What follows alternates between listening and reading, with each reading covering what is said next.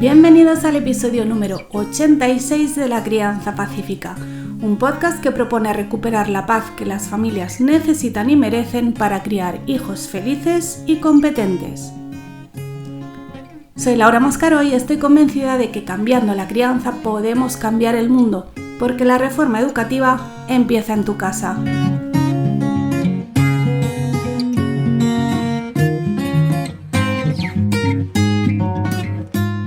La idea de educar en libertad y del unschooling han hecho mucho daño en cierto sentido, en el sentido de pensar que tenemos nosotros y tienen los niños libertad absoluta.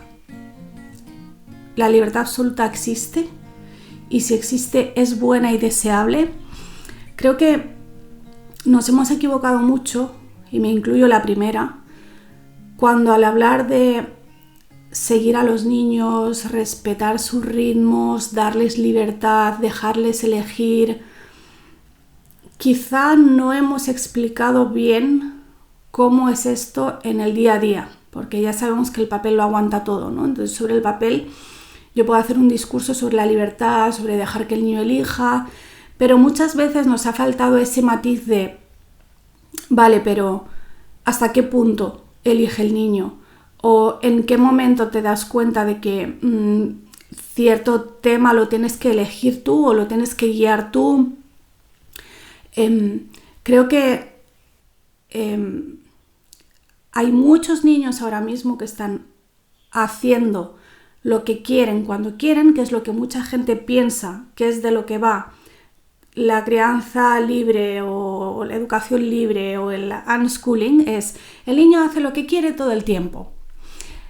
Y entonces, si eso es así, sin ningún tipo de limitación o de contención, si no tiene ningún tipo de contención, al final con eso lo que consigues, y lo he visto muchas veces, es que toda la familia esté condicionada por esa supuesta libertad que el niño está ejerciendo. Y eso es lo que no puede pasar. Flaco favor le haces tanto a tu hijo como al resto de tu familia. Porque cuando ese niño salga de su casa, no va a ser el centro de atención. No va a poder hacer todo el tiempo lo que le dé la gana. Verá que uno no tiene nunca libertad absoluta, menos la que viene de dentro, que ese es otro tema. Es decir, yo creo que la libertad realmente va por dentro de uno mismo. Y hay gente que es absolutamente libre, que si tú la ves desde fuera, igual no te parece que lo sea tanto, ¿vale? Pero ese es otro tema. De lo que quiero hablar hoy es del tema de si los niños tienen que tener libertad absoluta, dónde entran las rutinas, por qué está tan denostado el concepto de rutina dentro del ámbito de la crianza. En realidad, si no lo quieres llamar rutina, igual hay que empezar por ahí, ¿no? Por la definición. ¿Qué es una rutina? ¿Por qué hay como una generación de padres que hemos rechazado frontalmente el concepto de rutina? Creo que por una idea que ha sido mal entendida y también quizá por una cuestión de lenguaje.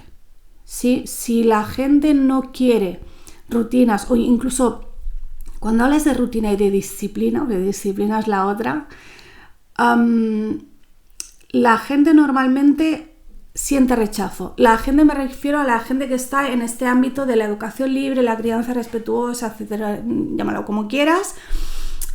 Pero entonces, claro, lo que hay que plantearse es, esa persona que siente tanto rechazo a la rutina, ¿qué piensa que es una rutina? Porque igual ese es el tema, ¿no? Entonces, si no lo quieres llamar rutina, lo puedes llamar costumbre o hábito. Y las personas somos animales de costumbres. Nos acostumbramos a hacer las cosas de cierta manera, o consciente o inconscientemente. La RAE dice que la rutina es una costumbre o hábito adquirido de hacer las cosas por mera práctica y de manera más o menos automática, ¿vale? Es algo que haces un poco sin pensar. El origen de la palabra rutina, o sea, el origen viene de ruta, y ruta es camino, ¿vale? Solo que en el caso de la rutina es un camino, a diferencia de la ruta simplemente es un camino, lo sigues, no lo sigues, pero la rutina es un camino que lo has hecho tantas veces que ya lo haces de forma automática. Como cuando vas todos los días en coche de tu casa al trabajo y llega un punto en que ya ni te fijas en por dónde pasas ni nada, porque ya vas solo y tú puedes ir pensando en otras cosas, que tú haces ese camino a la perfección, porque ya tienes la rutina. Por lo tanto, una rutina es muy útil si se establece de forma consciente. Hay muchas personas que creen que no tienen rutinas y en realidad tienen rutinas que ellos no han elegido, lo cual es terrible. Es decir, ¿cuál es el problema con las rutinas infantiles? El problema con las rutinas infantiles, que es lo que ha generado tanto rechazo en los últimos años o décadas, es que son imposiciones muchas veces arbitrarias, que son rutinas que los padres imponen a los niños porque se supone que es lo que hay que hacer, o porque todo el mundo lo hace, o porque es lo que dicen los expertos. Por ejemplo, ¿por qué la rutina de noche de mis hijos tiene que ser baño, cena, cuento y a dormir? ¿Por qué? ¿Quién dice eso? ¿Y qué pasa si para ellos funciona mejor otra cosa? ¿Qué pasa si para ellos funciona mejor el baño a primera hora? ¿Qué pasa si para ellos no funciona tan bien el cuento por la noche? Hay como también un poco de mito con el tema del cuento antes de ir a dormir. Para algunas familias el cuento va mejor a otra hora, en la merienda o después de comer, en cualquier otro momento. No tiene que ser una obligación, y lo que es preocupante es la cantidad de familias que están frustrándose, tanto los mayores como los pequeños, porque están intentando seguir una rutina que les viene de fuera y que no es la mejor para ellos. ¿Qué pasa si tú has estado trabajando desde las 7 de la mañana y a las 9 de la noche ya estás que no te aguantas, pero te fuerzas a bañar a un niño que también está cansado, que a lo mejor no se quiere bañar? Peleas para meterlo en la bañera, peleas para sacarlo de la bañera, porque ya sabemos que estas cosas pasan, no quieren entrar y luego no quieren salir. Peleas para que se coma las judías para cenar, y luego, después de todo ese estrés y de todo el cansancio acumulado, te tienes que poner a leer un cuento que además a ti te aburre porque además lo has leído 50.000 veces en el último año. Eso no veo qué aporta de bueno a una familia si se hacen esas condiciones. Y no pasa nada porque la rutina, digamos, socialmente aceptada o recomendada por los expertos no funciona en tu casa. No pasa absolutamente nada. Ese es el tema. La crianza en libertad no consiste en no tener rutinas y en dejarse llevar todo el tiempo. Dejarse llevar todo el tiempo nos deshumaniza y crea personas incapaces de tener ningún control sobre sí mismas. Y el niño, sobre todo el niño pequeño, necesita que tú ejerzas de contención, porque el niño no tiene ni conocimiento ni experiencia para saber ciertas cosas. Y para el niño, las posibilidades son demasiadas como para que el niño pueda elegir. Sí, de esto hablamos mucho en el curso de la desescolarización interior, sobre el tema de que el niño elija. Sí, el niño elige, pero el niño empieza eligiendo entre 2 opciones que tú le das, o entre 3 opciones que tú le das, no entre todas las opciones del mundo. O no entre todo lo que se le ocurra a él sin que tú le des opciones, porque tú se supone que no puedes intervenir. Y sé que lo que digo hoy en este episodio habrá gente que lo interprete mal, porque eso pasa siempre. Pero especialmente en este tipo de temas donde suele venir la gente a, por ejemplo, echarme en cara que llevo toda la vida hablando de criar en libertad, de decir siempre que sí y de dejar que el niño elija, ¿no? Yo llevo muchos años hablando de esto, lo he practicado, y entonces siempre va a venir gente o bien a decirme que su experiencia dice lo contrario y que entonces ¿para qué hablo? Y entonces yo les pregunto que ¿para qué me escuchan? O gente que viene a decirme pues que soy incoherente, etcétera, etcétera. Pero bueno, volviendo al tema. Yo sí dejo que mis hijos elijan. Yo sí procuro que mis hijos vivan en libertad y aprendan a gestionar esa libertad que tienen. Pero, ¿verdad que no dejo que mi hijo elija cruzar una calle concurrida por la mitad y sin mirar? Por supuesto que no. Eso no es algo que el niño pueda elegir. ¿Verdad que yo soy su guía y su modelo a seguir en todos los ámbitos del desarrollo? El niño lo aprende prácticamente todo de ti. Ve cómo hablas y te imita, ve cómo caminas, ve cómo comes, ve todo lo que tú haces. Y tú eres su modelo a seguir, tú eres el ejemplo. Y también lo eres en la gestión del tiempo y de la energía. Y lo que no puede ser de ninguna manera es que el niño, ejerciendo esa supuesta libertad absoluta que tú no le puedes cercenar, haga que toda la familia esté condicionada por eso. Como que pasa mucho con el tema del sueño y con el tema de la comida, ¿no? El decir, y sí, mis hijos comen cuando quieren, pero hay varias pautas que seguimos para poder ejercer esa libertad. Por ejemplo, una es que los padres no somos sus chachas, no somos cocineros y no vamos a estar todo el día disponibles para cocinar. Entonces, si por ejemplo nosotros comemos a las 2 y tú no quieres comer a las 2 y a las 3 te entra hambre, tú puedes comer a las 3, pero tienes que comer algo que tengamos hecho. No nos vamos a poner a cocinar algo para ti, ¿sí? Por eso también procuramos tener siempre sobras en la nevera para que puedas elegir qué comes en ese momento. Yo no te voy a imponer lo que tú tienes que comer, ni te voy a imponer que comas a la mesa con nosotros. ¿Qué pasa? Que normalmente, aunque eso es algo también que va por épocas, y es algo que también quiero aclarar, ahora estoy hablando del tema de la comida y de comer en familia, pero aplica a muchos otros temas, y si os interesa esta cuestión en concreto de la comida, tengo un episodio que creo que se titula Cenar en familia está sobrevalorado o algo así, o comer en familia está sobrevalorado, no recuerdo bien, pero va sobre este tema de comer juntos. Entonces, ¿qué pasa?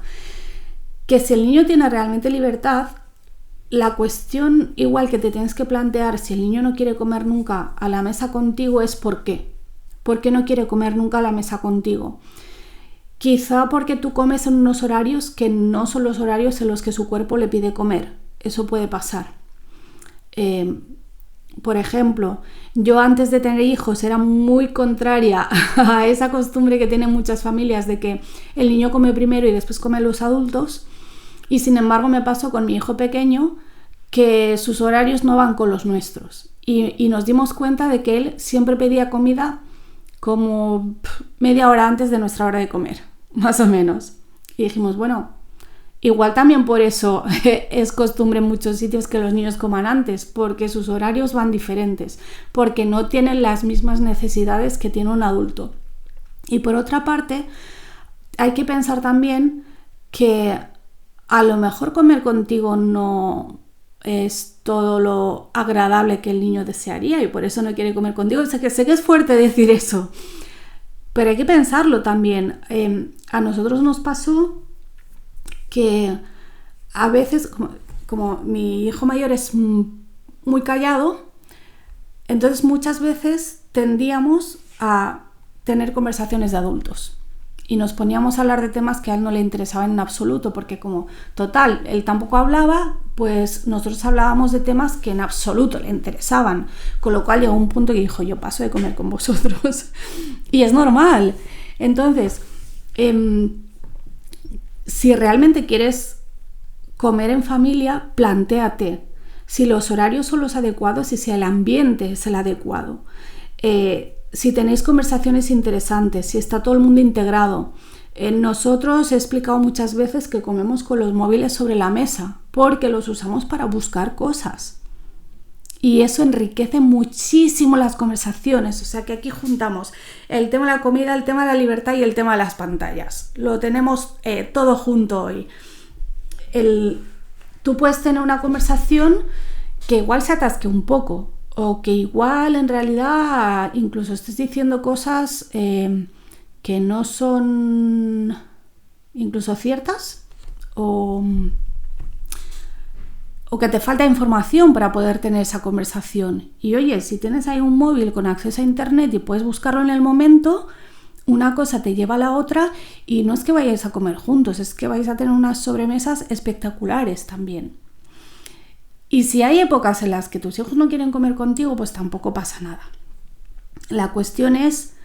me he ido un poco de tema, me suele pasar cuando hablo de estas cosas, que esas rutinas que en realidad todos tenemos, porque todos tenemos rutinas, los niños todavía no tienen conocimiento ni conciencia de que esas rutinas sean necesarias, ni de cuáles les convienen, ni de cómo establecerlas. Eso es todo un proceso. Lo que pasa que, claro, los adultos normalmente lo hacemos de manera automática, pero si te pones a pensarlo un poco, cuando tú intentas cambiar un hábito, que al final la rutina es un hábito, no es tan fácil.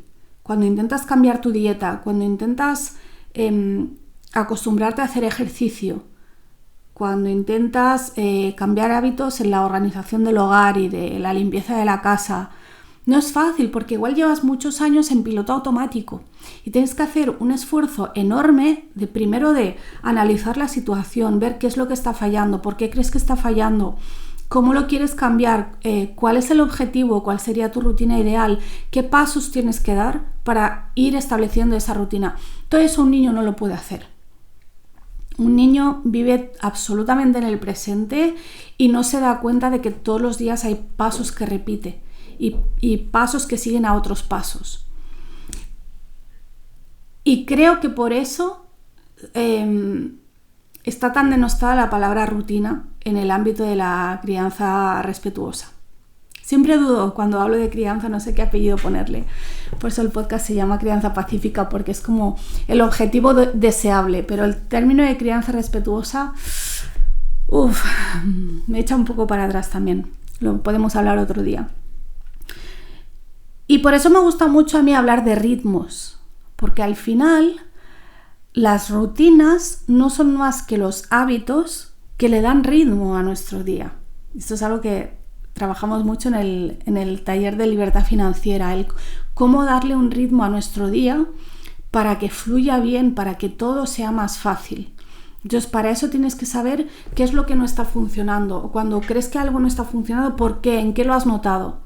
¿Cuáles han sido esos síntomas? ¿Y cuál sería tu rutina ideal según lo que quieras conseguir? Por ejemplo, nosotros hemos usado mucho pantallas por la noche, sé que es un tema muy controvertido, pero no le afectan igual a todo el mundo.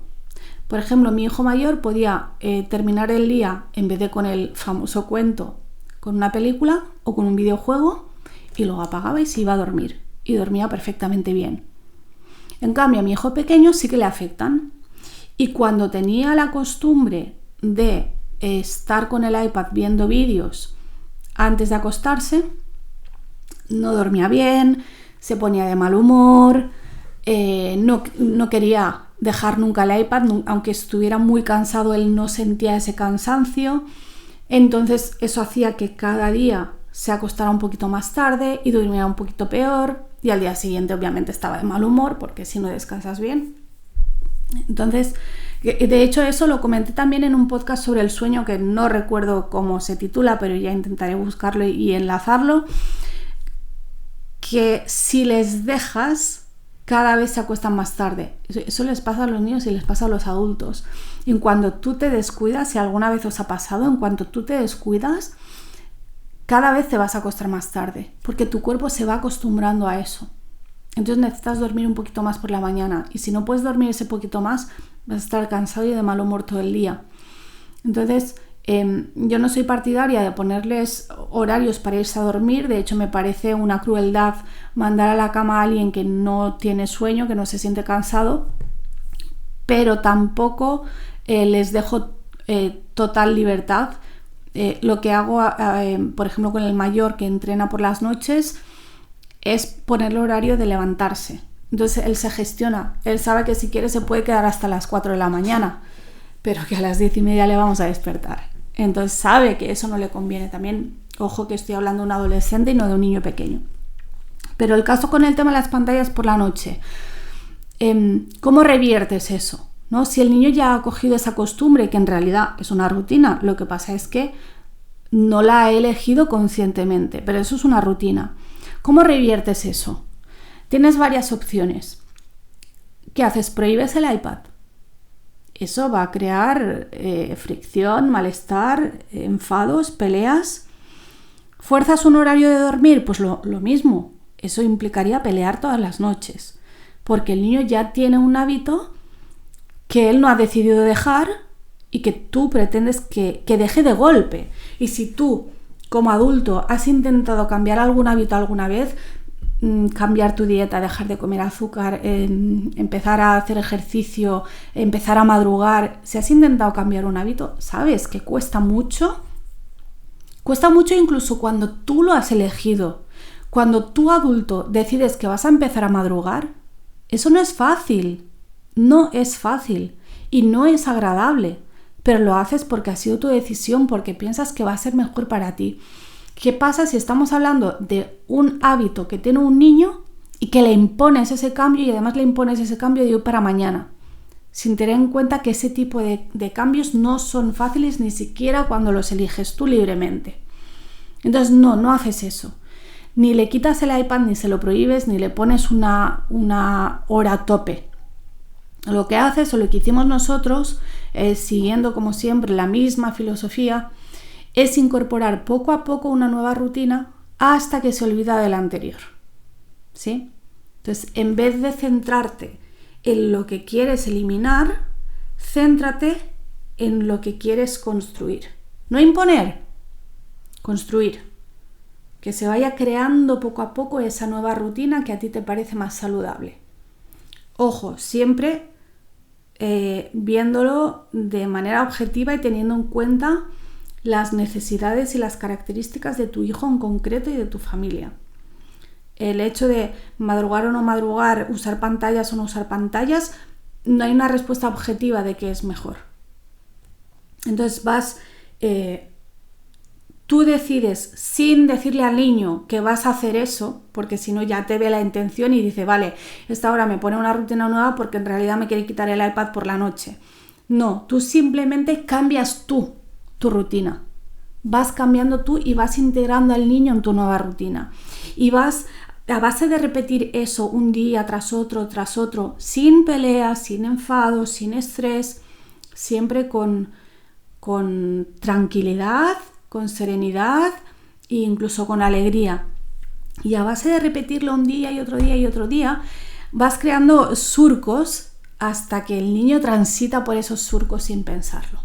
Como cuando te levantas por la mañana y vas al baño, que no lo piensas, y te duchas y te vistes y te preparas el desayuno o haces ejercicio, lo que sea que tú hagas por la mañana. Todo eso lo haces sin pensar, todo eso no lo decides cada mañana. Tú no te levantas a las 7 de la mañana y dices, ay, a ver, ¿ahora qué hago? Venga, va, voy a hacer un ratito de estiramientos. No, tú lo haces ya porque ese surco ya está marcado y vas por ahí sin pensarlo. Y haces todas esas cosas y a veces igual hasta que no has terminado de desayunar no empiezas a activar el chip consciente de, vale, ahora ya no estoy en piloto automático. Es toda una rutina eso que tienes. Igual que después de comer te tomas un café y te pones a recoger la cocina o te sientas en el sofá a ver las noticias un rato. No lo recomiendo, pero hay mucha gente que lo hace. Eso es una rutina. Igual que cuando te sientas a trabajar y lo primero que haces es silenciar el móvil o beber agua o colocar las cosas en tu escritorio. O cuando yo voy a grabar este podcast, yo preparo el ordenador, preparo el micrófono, me siento bien, bebo un poco de agua, me pongo un poco de aceite esencial de menta y caliento la voz. Y luego empiezo. Todo eso yo no lo pienso cada vez que voy a grabar. Lo hago sin pensar porque fue la rutina que establecí. Porque lo decidí yo. Y hay muchas otras cosas que hacemos a lo largo del día sin darnos cuenta. Rutinas tienes, quieras o no quieras. El niño tiene rutinas, quieras o no quieras. La cuestión es si esas rutinas que tienes las has elegido porque creías que eran las mejores para ti o si se han ido formando sin tu colaboración consciente. ¿Qué es lo que les pasa a los niños que no tienen ningún tipo de guía ni de contención por parte del adulto y van creando rutinas que ellos no han elegido y que quizá no son las mejores para ellos, pero rutinas tienen? Y lo que no puede ser es que esa rutina que se ha formado de manera casi espontánea, sí, a base de repetirla, pero se ha repetido porque tú, adulto, lo has permitido. Entonces, lo que no puede ser es que esas rutinas que se han creado, que quizá no son las mejores, al final condicionen a todo el resto de la familia, y esa parte es muy importante. El objetivo de las rutinas es hacer tu vida más fácil y agradable. Y para que tu vida sea más fácil y más agradable, la vida de los demás no puede ser desdichada por tu culpa. Entonces, por seguir con el ejemplo, el objetivo de la rutina de la noche es tener un buen descanso, en un entorno adecuado, durante el suficiente tiempo y en las condiciones óptimas. El objetivo de la rutina de noche no es baño y cena porque lo dice el pediatra y cuento y a dormir porque lo dice el psicólogo de turno. No, ese no es el objetivo. Esa es una forma de hacer la rutina de noche.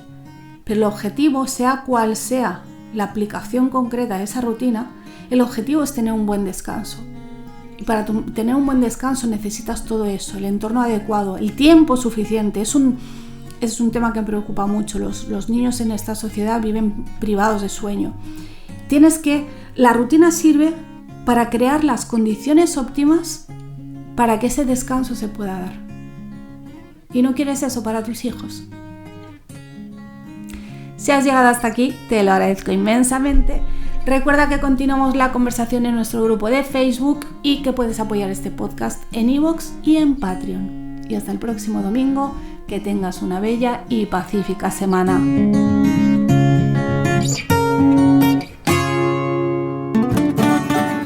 La Crianza Pacífica es un podcast independiente financiado exclusivamente por sus mecenas.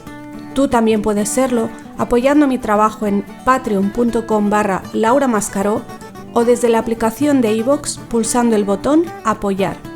De cualquiera de las dos maneras podrás acceder al contenido extra exclusivo para patrocinadores.